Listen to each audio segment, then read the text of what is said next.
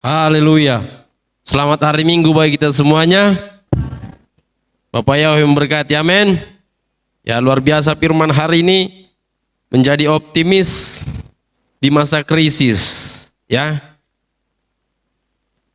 ada satu cerita saudara pada zamannya Yosua waktu menjadi abdinya Musa. Ya, jadi Yosua ini pernah pembantunya Musa, asisten pribadinya. Musa ke sana dia ikut, Musa ke sana dia ikut, Musa ke sana dia ikut. Ya. Suatu ketika Musa pernah menyuruh beberapa orang untuk mengintai tanah perjanjian itu. Ya. Dan ada 10 orang disuruhnya dan hanya 2 orang yang berpikir optimis, yaitu Joshua dan Kaleb. Ya. Dan Yosua ini adalah pilihan Tuhan di antara mereka pengintai.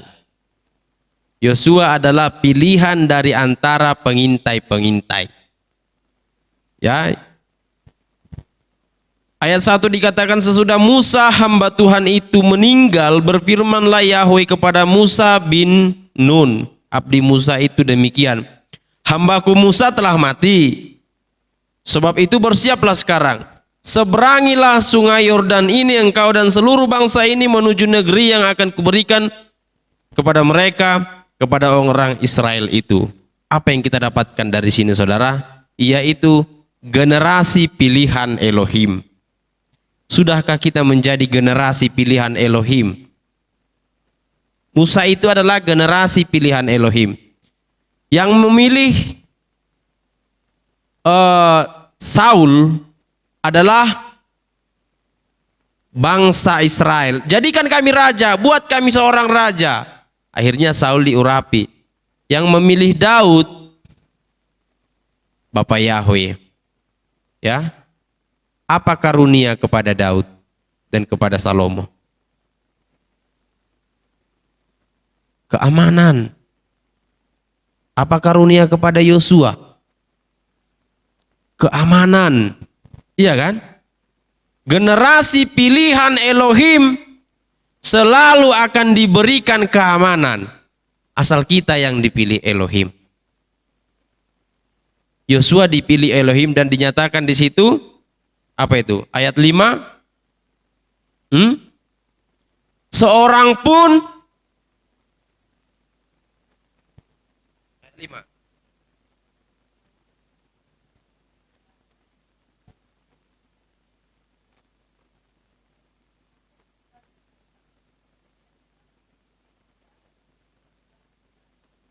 Seorang pun tidak akan bertahan menghadapi engkau seumur hidupmu. Seperti aku menyertai Musa, demikian aku menyertai engkau. Itulah yang diberikan Bapa Yahweh kepada generasi pilihan Elohim. Sekarang kita selidiki diri kita. Apakah kita sudah menjadi generasi pilihan Elohim? Apa dasarnya Bapa Yahweh memilih Yosua menjadi generasi pilihan Elohim? Yaitu dia mengabdi kepada Musa. Dia mengabdi kepada mentornya. Dia mengabdi kepada firman Tuhan. Coba kita bayangkan. Ketika Musa naik ke padang gurun dan berpuasa 40 hari 40 malam. Yosua ikut. Apa yang dimakan Yosua? Musa kan berpuasa kan? Apa yang dimakan Yosua? Apakah dia ikut bawa ransel, lalu dia bawa kompor, dia bawa gas? Andai dia bawa gas 3 minggu habis, seminggu dia puasa. Andai, ya kan? Tapi pada zaman itu belum ada gas. Ya kan? Saat Musa naik ke Gunung Sinai untuk berpuasa 40 hari 40 malam dan menerima firman Elohim, Musa ikut dan mendengar-dengarkan. Ya. Alasan Bapak Yahweh memilih Yosua adalah kedekatannya kepada Musa, ketaatannya kepada Musa. Saudaraku, dengan siapa kita dekat, maka pikiran orang tersebut akan bercampur dengan kita. Yosua dekat dengan Musa, maka pikiran Musa bercampur dengan Yosua. Ya, itu makanya firman Bapa Yahweh katakan, pergaulan yang buruk merusak kebiasaan yang baik. Sama siapa kita dekat? Mulai sekarang kita saring-saring sama siapa kita dekat. Yosua dekat dengan Musa, dia menjadi generasi pilihan Elohim. Dekat-dekatlah dengan orang yang selalu berpikiran optimis. Musa itu berpikiran optimis setelah dididik berapa lama. Iya kan? Dia sekolah memang, Musa itu sekolah di Mesir. Tapi dia itu mendapatkan pembentukan di padang gurun. Dia pergi dulu, lari dulu dia dari Mesir menuju tempatnya Yitro. Di situ dia dibentuk. Setelah itu dia berpikir optimis. Ya. Berpikir optimis adalah berpikir segala sesuatu itu mungkin, bisa, pasti karena ada Tuhan besertaku. Ya kan? Itu makanya karena Yosua ini adalah orang yang optimis sehingga dia berkata, aku dan seisi rumahku hanya beribadah kepada Yahweh. Sudahkah kita berkata seperti itu? Aku dan seisi rumahku hanya beribadah kepada Yahweh. Itu keyakinannya. Ya. Jadi saudaraku, mulai sekarang kita jadikanlah diri kita menjadi generasi pilihan Elohim supaya karunia keamanan itu, karunia perlindungan Tuhan itu, karunia damai sejahtera itu turun atas kita. Amin. Saudaraku, dikatakan di ayat 3, setiap tempat yang akan diinjak oleh telapak kakimu akan kuberikan kepadamu. Tuhan memberikan target kepada generasi pilihan Elohim. Setelah Yosua 1 ayat 1 kita menjadi generasi pilihan Elohim. Selanjutnya Tuhan berikan kita target. Kita sudah punya target. Apa target kita 1 tahun? Apa target kita 2 tahun? Target kita 3 tahun. Yosua, sekarang engkau aku pilih. Tempat-tempat itu di mana engkau berpijak menjadi tempatmu. Itu targetnya. Ya. Kalau kita sudah punya visi, target, goal, maka kita akan tetap semangat. Iya kan? Benar enggak? Karena apa? Reward yang diberikan kepada Yosua, hadiah yang diberikan kepada Yosua luar biasa. Andai seperti ini saudaraku, siapa yang datang bergereja ke sini dapatkan 1 miliar setiap datang beribadah, saya yakin banyak yang beribadah. Karena ada target yang didapat. Ya. Jelas. Tetapi karena banyak orang tidak melihat target datangnya beribadah adalah anugerah keamanan, adalah anugerah kasih karunia yang besar, orang tidak melihat itu, makanya tidak datang beribadah. Makanya tidak dekat-dekat dengan Yosua. Makanya mereka takut. Ya, yang membuat Yosua kuat adalah target tadi. Ya kan? Siapa yang nggak senang? Bang Eko, kamu berjalan ke sana. Setiap yang kamu jalani menjadi tanahmu. Itu sertifikatnya. Jalan berapa hektar Bang Eko? Nggak capek-capek kan? Kenapa? Sertifikat ada di tangan kita. Setiap melangkah ada sertifikatnya. Setiap melangkah ada sertifikatnya. Seminggu ini aku mau jalan kok, bawa nasi bungkus saja jalan, ya kan? Sertifikat ada di tangan. Ada reward, ada target yang diberikan. Buatlah target dalam hidup kita. Amin. Ya. Selain tadi kita generasi pilihan Elohim, lalu Tuhan memberikan target kepada kita, reward kepada kita. Selanjutnya, Dia janjikan Yosua keamanan. Ya, ayat 5 tadi. Dia janjikan kita akan tetap dalam perlindungannya. Mazmur 91. Orang yang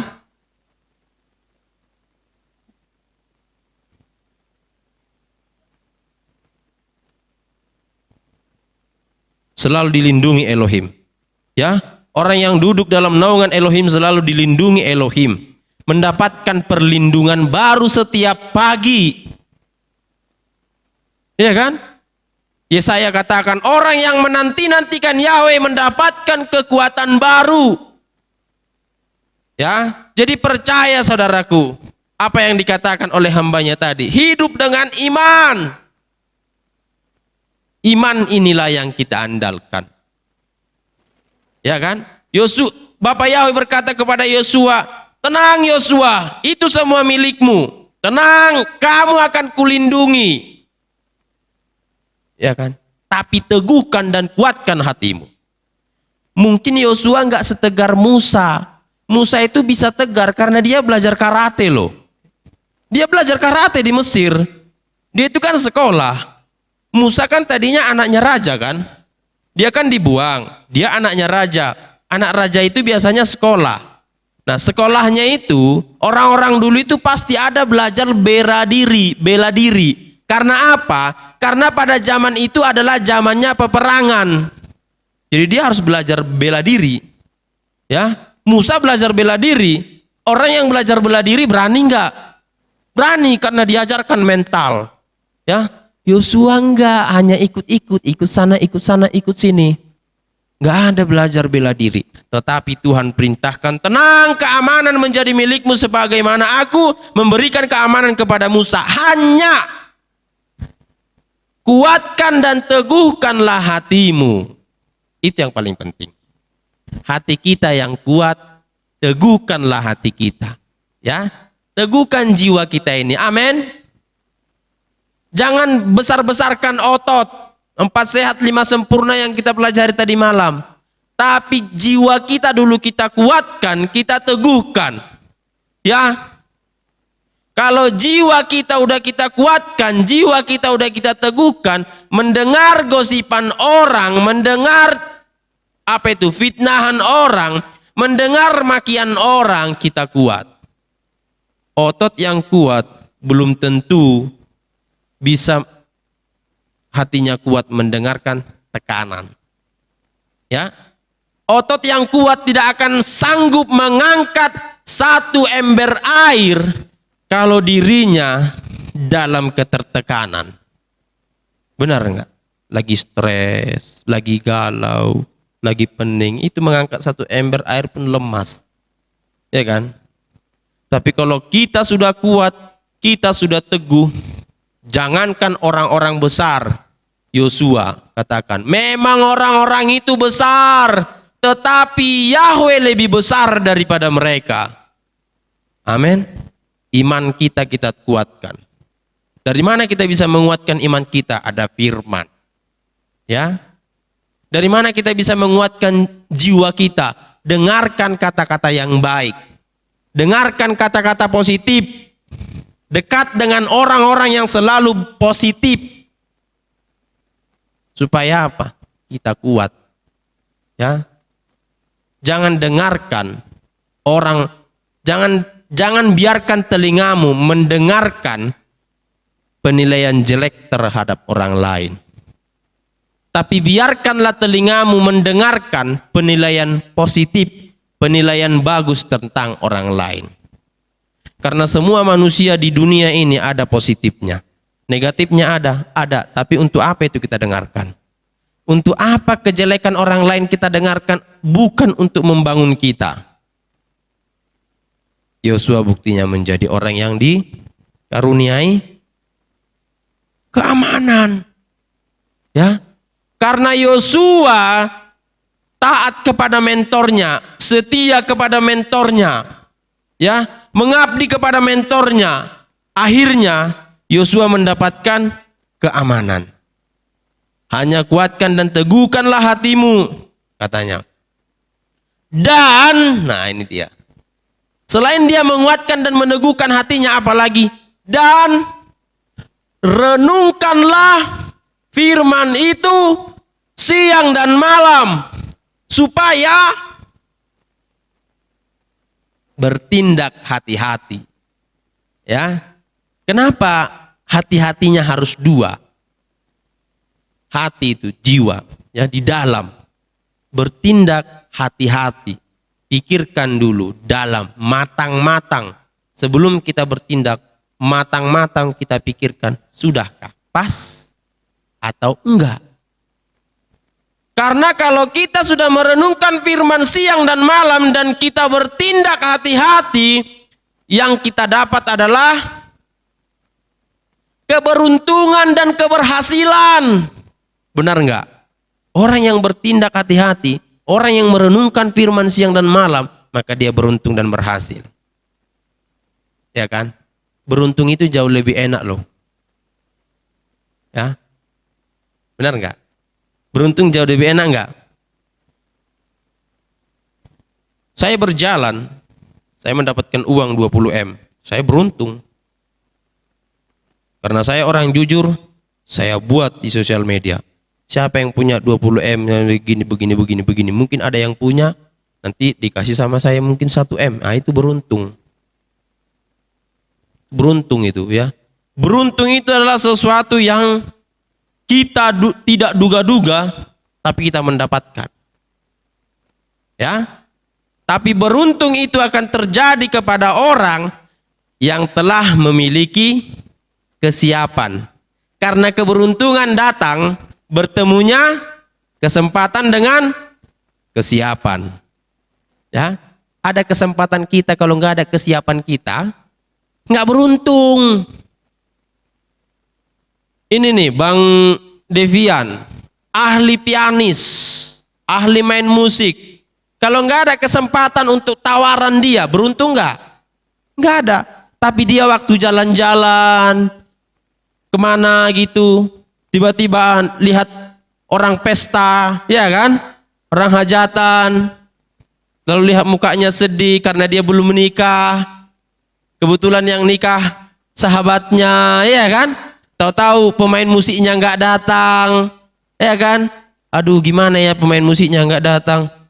Ada dia, ya udah biar saja saya saja Pak. Itu dia, kesempatan ada, kesiapan sudah ada. Udah siap dia. Tapi kalau pemain musiknya nggak datang, dia nggak tahu main piano, ya nggak ada keberuntungan. Iya kan? Lalu dia main piano, dibayar 2 kali lipat. Ya kan? Karena piano dadakan, pulang nangis lagi melihat sahabatnya.